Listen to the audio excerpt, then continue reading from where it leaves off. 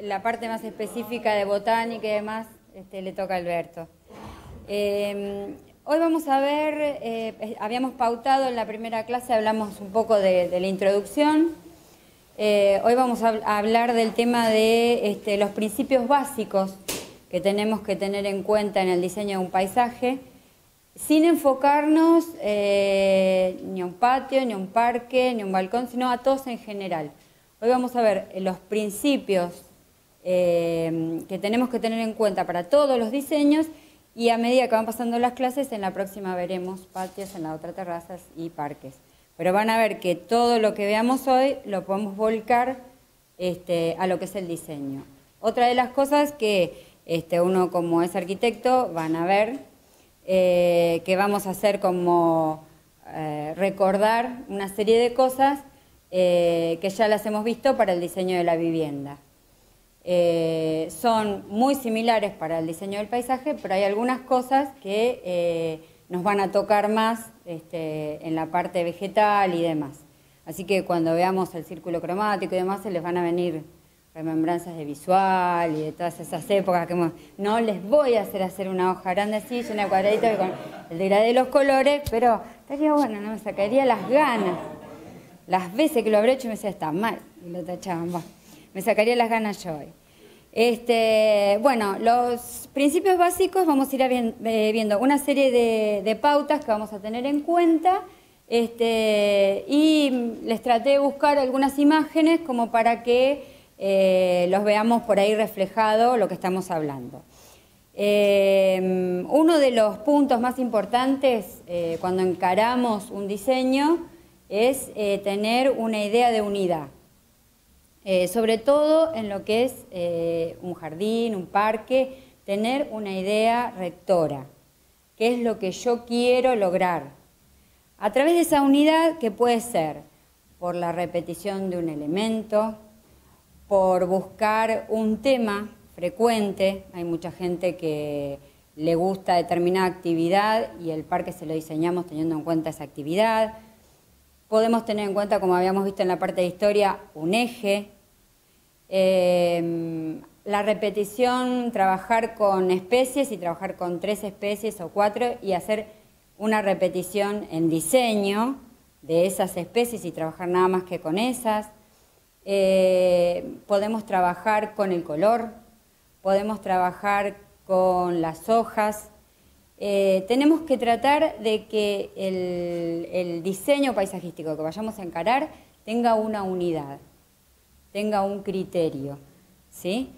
Es lo mismo que en una vivienda, pero en el caso de un jardín, cuando no hay criterio, cuando no hay unidad, salta más a la vista. Es algo muy desordenado. Hasta los jardines que ustedes ven en revistas, en publicaciones y demás, que por ahí dicen, pero está todo desordenado, no, tienen un criterio y tienen una unidad. O tienen una idea de lo que es un jardín silvestre. El jardín silvestre no tiene orden, pero sí tiene una unidad de criterio. Tiene una serie de plantas, calidad de texturas, colores, formas de crecimiento. Todos los jardines que nosotros vayamos viendo tienen, cuando están bien diseñados, sobre todo por un paisajista, una persona que tiene criterio, tienen una unidad. Esto es a nivel figurativo, en este caso le gustaban las formas geométricas. Entonces, no repite especies, pero sí repite, bueno, hay 2 especies o 3 que se repiten, pero trabaja con elementos verdes y piedra, y trabaja con elementos geométricos. Esa fue la intención que tenía el diseñador, el paisajista. Entonces, lo primero que tenemos que tener en cuenta es una idea rectora, es esa idea de unidad. Ven, por ejemplo, si yo encaro un paisaje así, yo digo, no, este paisaje estaba porque estaba. No, tiene una idea cuando se pensó de armar un paisaje autóctono, un paisaje del lugar, un paisaje con determinadas plantas, que ustedes ven que son lugar, con rocas. Hay una idea rectora, que a medida que va a ir creciendo el parque, nosotros la vamos a ir respetando. Ese es uno de los principales elementos que tenemos en cuenta. Después tenía otro ejemplo más, no, ahí está. Otro de los puntos a tener en cuenta bueno, que queden claro el tema de la unidad de criterio en el diseño. Después hablamos en lo que son paisajes y jardines de lo que es la sencillez. Ese es un punto muy importante. Cuando vemos a veces un jardín diseñado por alguien que dijo, bueno, no importa, empezamos a poner plantas, a veces nos molesta la vista. Eso está como sobrecargado. Siempre acá en este punto de la sencillez, la palabra esa que dice menos es más, es específico para los jardines. Preferible empezar por menos, pensarlo, armarlo y de a poco ir agregándole cosas, siempre teniendo un criterio. Pero nunca empezar con sobrecargar y armar las cosas porque es dificilísimo después de solucionar y de volver para atrás porque son plantas. Así que el punto de la sencillez es un punto a tener en cuenta, sobre todo cuando trabajamos en los dos aspectos. Cuando son jardines chicos y los sobrecargamos, va a ser algo que vamos a detestar con la vista nomás. Y cuando son lugares grandes, es como que se nos va a ir de las manos, porque no sabemos si vamos a apuntar a las especies, a los colores, a un eje, a una idea que habíamos tenido para poder armarlo, de uso. También otra de las ideas de unidad en los jardines es el tema del uso, y sobre todo en la parte doméstica, cuando tenemos una vivienda y lo hacemos pensando en un uso determinado. Entonces, tanto la unidad como la sencillez nos van a dar y vamos a derivar en lo que es un equilibrio en el diseño del paisaje. El equilibrio es lograr lo que yo les estaba comentando, esa línea delgada que contiene sencillez, contiene buen gusto, contiene armonía, unidad. Ahora, el equilibrio no quiere decir, equilibrio en lo que es paisajismo tenemos dos. Tenemos un equilibrio que es simétrico y uno que es asimétrico. No por hablar de equilibrio, en la mente se nos representa una línea, de este lado todo igual, del otro lado todo igual. Como yo les puse ahí un ejemplo, cuando hacemos en el jardín con la plasticola, hacemos así y sale exactamente igual para los dos lados. Eso sería un equilibrio simétrico. Hay jardines que están armados en la base de un equilibrio simétrico. Un equilibrio asimétrico podría ser el caso de tener una repetición de determinados elementos, como yo les comentaba, plantas, colores, que los voy a ir repitiendo y los voy a ir armando, no por eso va a tener un equilibrio. O sea, no por eso va a ser simétrico o asimétrico. Otra de las cosas que me había olvidado, por ejemplo, también cuando hablamos de unidad de criterio, mucha gente le gustan lo que son las estatuas, las fuentes y más. Bueno, eso también puede ser otra idea rectora. Te puede tocar de diseñar un paisaje, desde una casa de personas que le gusta la parte de esculturas, que son artistas, que le gusta poner cosas en el parque. Bueno, mi idea rectora es ver cómo distribuir esos elementos y no sobrecargar con otros. Siempre tratar de trabajar sobre la idea que ponemos y no poner desde las fuentes hasta los colores, pasando por las plantas, porque ya les digo, suele pasar y ustedes mismos les debe pasar que ir de visita a una casa o pasar solamente por la calle y ver un jardín y decir, me choca. Bueno, está bien, por ahí lo hizo una persona que sin la idea del diseño. Pero traten, sobre todo cuando encaran un diseño, de lograr, como yo les puse ahí, lograr esa unidad de criterio.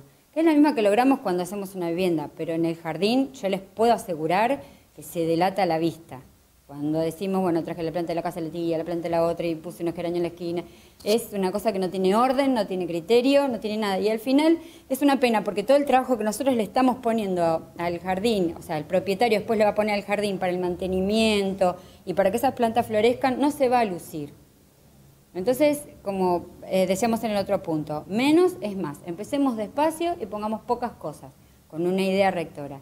Y de ahí en adelante ir logrando el equilibrio y ir colocando cada vez más cosas a medida que las vamos necesitando. Una cosa que hay que tener en cuenta en jardinería y también cuando se hace un diseño con un criterio más paisajístico, que no se puede tener una colección de plantas. Ustedes lo pueden ver en algunos casos, en un jardín familiar muchas veces, donde hay una aglomeración de plantas. Y bueno, si la persona es muy afecta a la jardinería, consigue, compra, reproduce, y resulta que en vez de un jardín o un parque, es una acumulación de elementos que no seduce realmente, porque no se puede tener todo. Hay que elegir determinadas cosas para determinados lugares y no esa colección infinita que no se puede lograr nunca. Eso pasa muchas veces cuando se hace una jardinería así, muy casera, que no se tiene en cuenta, y bueno, uno tiende a acumular cosas, y esas cosas que acumula realmente nos juegan en contra más que a favor. Eso es cierto. Otro de los puntos que tenemos que tener en cuenta, que también se trabajan mucho en los parques, es el contraste. Cuando hablamos de unidad, de sencillez, de equilibrio, y yo termino con el contraste. El contraste es muy lindo. Es lindo para focalizar un punto, para llamar la atención en algo del jardín que quiero llamar la atención. Como yo les digo, pongo una escultura, algo que me guste llamar la atención, puedo hacer un contraste, puedo trabajar con un sector que quiero que llame la atención, pero tengan cuidado, porque no es muy fácil de trabajar, sobre todo cuando trabajamos con material vegetal, y podemos hacer desastres, sobre todo cuando trabajamos con ese antagonismo de tamaños, de colores, de texturas, queda feo, queda muy chocante a la vista. Pero, sin embargo, en lugares donde yo quiero focalizar o enfatizar un lugar determinado, el contraste ya vamos a ver más adelante que a mí me va a ayudar bastante. Hay que trabajarlo tranquilo y hay que hacerlo en un lugar determinado. Pero armar todo un parque con contrastes es un poco difícil de lograr. Hay jardines hechos que quedaron muy lindos, pero pues tienen un estudio de lo que iban a colocar y demás. Para nosotros, que en el caso vamos a resolver un parque de una vivienda o una terraza, un balcón o demás, tengan cuidado con el tema del contraste, porque sobre todo cuando son contrastes fuertes, de texturas, de colores y demás, van a llamar mucho la atención. Si están mal hechos, es lo primero que miramos y decimos, qué desastre. Bueno, una vez que tenemos esas pautas que son como básicas del para criterio de diseño, vamos a empezar a trabajar con los puntos básicos que yo le había dicho en la primera clase. No sé si se acuerdan la definición esa, que el paisajismo era una unión y un buen trabajo de lo que era color, textura, forma, hasta perfumes en las plantas, y a través de eso, diseñándolo bien, podemos llegar a buen fin. Un punto es el color, y ahí es donde viene la parte visual mía, que yo no soy profesora de visual, pero empezamos a trabajar con el círculo cromático. El ojo humano lo primero que ve son los colores. Entonces, ¿qué nos van a traer los colores cuando nosotros vemos sobre todo un jardín? Nos pueden evocar sentimientos, nostalgias, traer recuerdos. Y esos son los puntos que nosotros tenemos que saber trabajar de los colores para lograr un diseño. No todos tenemos los mismos gustos, van a haber paisajismos como en arquitectura, hecha por diferentes profesionales y con diferentes gustos de color, o con comitentes diferentes. No todas las casas nuestras son iguales, por lo tanto los jardines tampoco van a ser iguales. En el caso de la utilización del color, lo usamos para guiar lo que nosotros queremos. Por ejemplo, en la cartelería comercial tiene determinados colores para decirnos McDonald's. Qué chico que no tiene un año, hace así, señala, porque es rojo, grande, con amarillo, entonces le llama la atención bueno, esa utilización de los colores. El rojo siempre nos dice, detenete, pará. Tenemos colores como, voy a traer una remembranza, ¿por qué en los cementerios o las coronas demás todo es lila, púrpura? Ese color nos trae ese recuerdo. Hay muchos colores que nos traen recuerdos y nos hacen acordar a diferentes cosas. Bueno, para la utilización del parque las vamos a tener que tener en cuenta, porque el color nos va a ayudar mucho a nosotros. Una de las cosas a tener en cuenta es el círculo cromático por todos conocido, que tenemos los colores primarios. Si alguno no es arquitecto, avíseme. ¿Hay alguno que no es arquitecto acá? ¿Ah, sí? Bueno, ahí está. Pues más o menos te das una idea de los colores. Los colores primarios, que sería el rojo. Ahora ya veo que me confundo. El azul y el amarillo, que son colores que trabajan con sus pigmentos puros. Después tenemos los colores secundarios, que en el caso de la jardinería y del parque son relativos, pero bueno, vamos a trabajar con el círculo cromático, que son la combinación de los primarios que quedan en el medio. Esos son colores que también en lo que llamamos arquitectura tienen, en paisajismo tienen gamas de colores.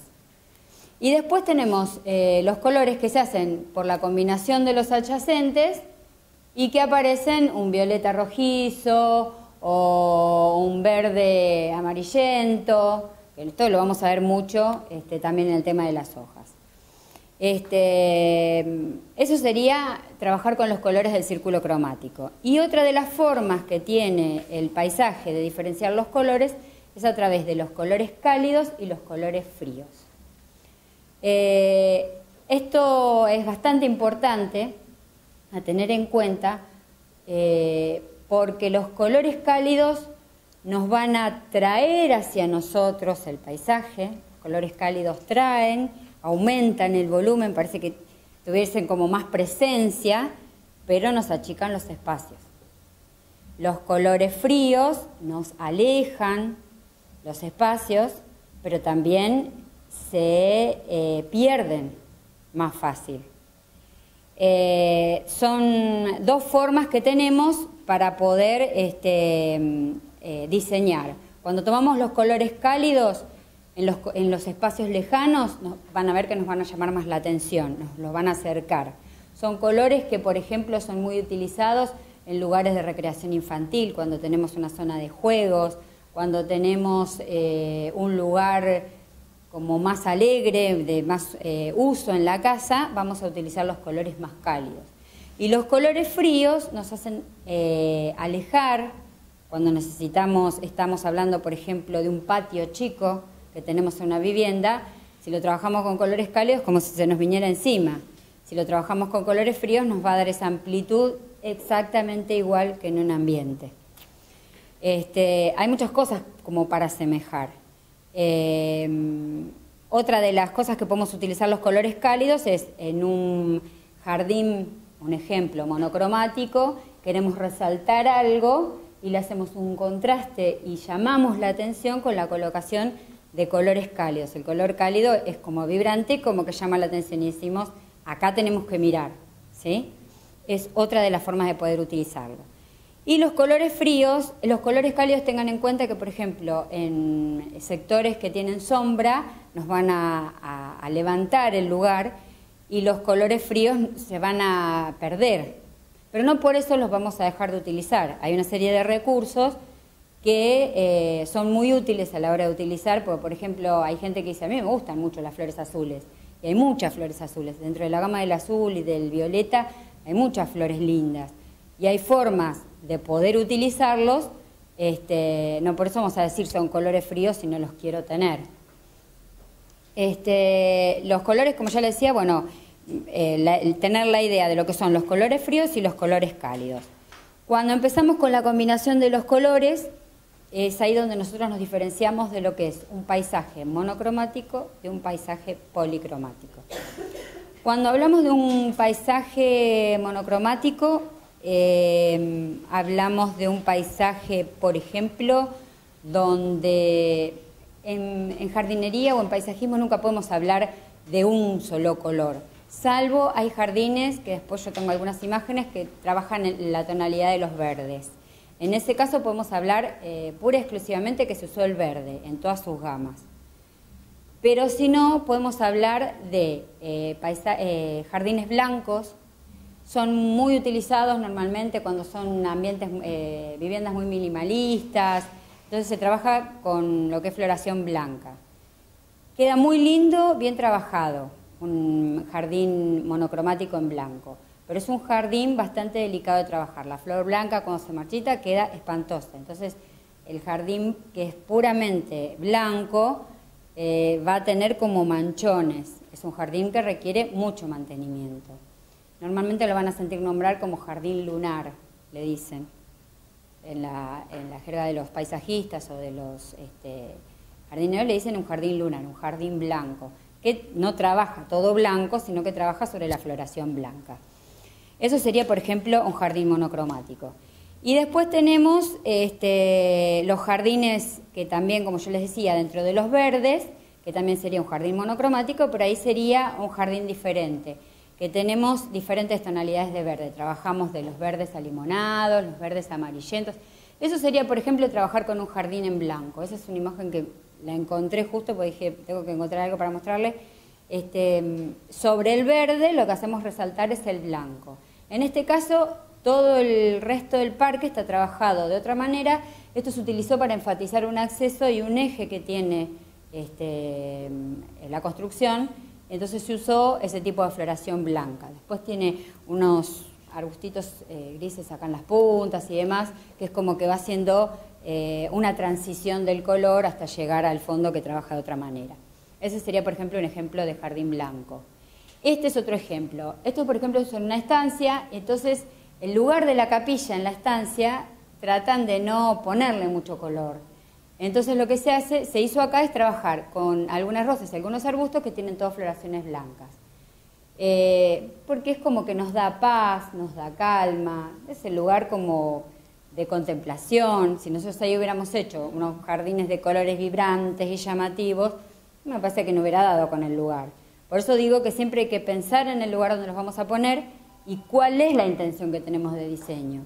Porque muchas veces se comete el error, y yo he visto jardines armados por paisajistas, cometen el error de poner, me gusta esa planta, pero hay que poner las plantas con una intención, no porque se usen, no sé, recién hoy estábamos hablando de los agapantos, bueno, llenamos todo de agapantos, no, porque se usan los laurentinos, todos laurentinos, no, tenemos que tener un criterio, el por qué lo ponemos, porque nos gusta la floración, porque nos gusta el tamaño, porque nos gusta la textura, porque nos gusta que se mueve, hay plantas que tienen movimiento y los queremos lograr. Entonces, todo ese tipo de cosas tienen que tener un porqué. Por eso empezamos con el tema de la unidad de criterio.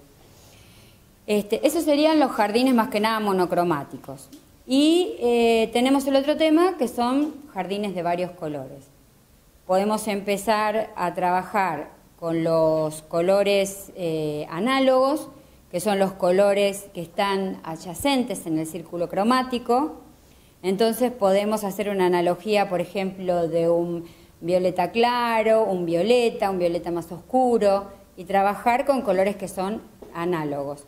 Si trabajamos con una analogía, pero también con armonía, podemos agrandar ese espectro de colores y podemos ir, que ya pasé desde lo que son los violetas más claros, los lilas, los violetas, los azules, y llegar casi hasta los azules verdosos y los verdes.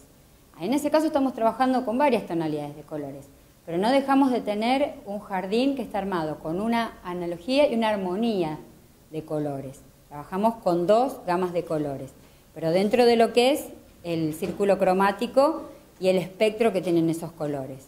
Por eso yo le digo que en las plantas no es por ahí como, bueno, ahora en pintura también, pero no es por ahí como el color de la arquitectura que nosotros decimos, bueno, queremos lograr el violeta.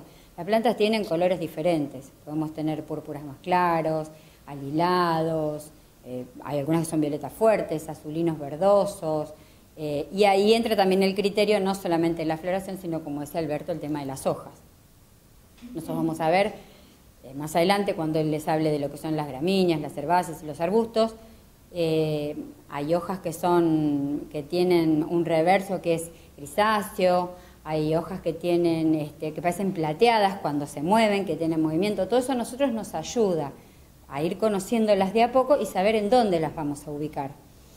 En ese caso sería, como ya les dije, un jardín armado por una relación de analogía, pero en este caso de dos tonalidades. Otra de las opciones que tenemos es armar lo que llamamos en el círculo cromático los colores complementarios. Los colores complementarios son los que están opuestos en el círculo. Esos colores podemos trabajar jardines en amarillo y violeta, naranja y azul, el más conocido, el rojo y el verde. Son colores que contrastan entre sí porque están justo en el círculo, están enfrentados. Son colores muy lindos para trabajar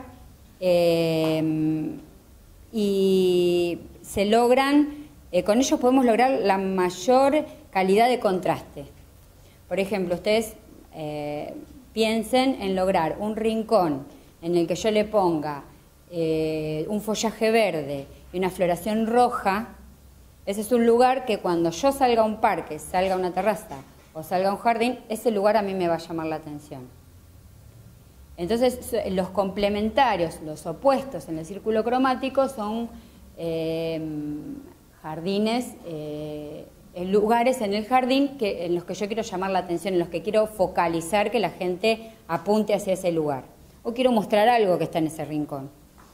Este también sería otro ejemplo que encontré, por ejemplo, que me vino, que sería trabajar con el verde, un lugar de descanso. Los lugares de descanso normalmente traten de no ponerle, cuando armamos sectores de descanso, que más adelante cuando armemos el parque, vamos a ver que vamos a tener sectores de estar, de descanso, de juegos.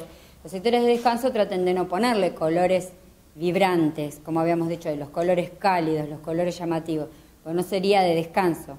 Entonces, este lugar así, que es como que me da paz, que me da serenidad, eso se puede lograr también con una parte que es más bien monocromática.